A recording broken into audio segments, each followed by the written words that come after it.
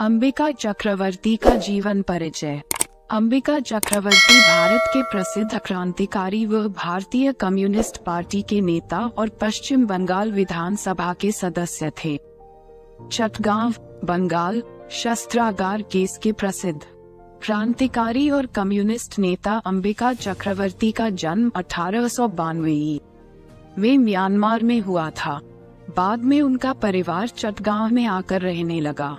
अंबिका के ऊपर उस समय के क्रांतिकारियों और स्वामी विवेकानंद के विचारों का बड़ा प्रभाव पड़ा।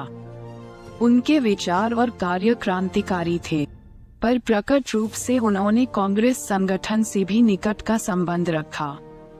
शीघ्र ही वे क्रांतिकारियों के चटगांव समूह के नेता बन गए।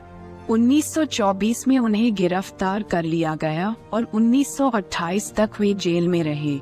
अंबिका चक्रवर्ती के पिता का नाम नंद कुमार चक्रवर्ती था। वह चटगांव जुगातार पार्टी के सदस्य थे। उन्होंने सूर्य सेन के नेतृत्व में चटगांव शस्त्रागार छापे में भाग लिया। 18 अप्रैल 1930 को उन्होंने क्रांतिकारियों के एक समूह का नेतृत्व किया, जिन्होंने चटगांव में पूरी संचार प्रणाली को नष्ट कर दिया। 22 अप्रैल 1930 को जलालाबाद में ब्रिटिश सेना के साथ गोलीबारी में वे गंभीर रूप से घायल हो गए, लेकिन वह भागने में सफल रहा। कुछ महीनों के बाद उन्हें पुलिस ने उनके ठिकाने से गिरफ्तार कर लिया और मौत की सजा सुनाई। हालांकि बाद में सजा को पोर्ट ब्लेयर की सेलुलर जेल में आजीवन कारावास में बदल दिया गया और सजा देकर उनको अंडमान भेज दिया गया। 1946 में सेलुलर जेल से रिहा होने के बाद चक्रवर्ती भारतीय कम्युनिस्ट पार्टी में शामिल हो गए। कम्युनिस्ट पार्टी के कार्यकर्ता के रूप में भी उन्होंने 1949 से 1951 तक जेल की सजा काटी।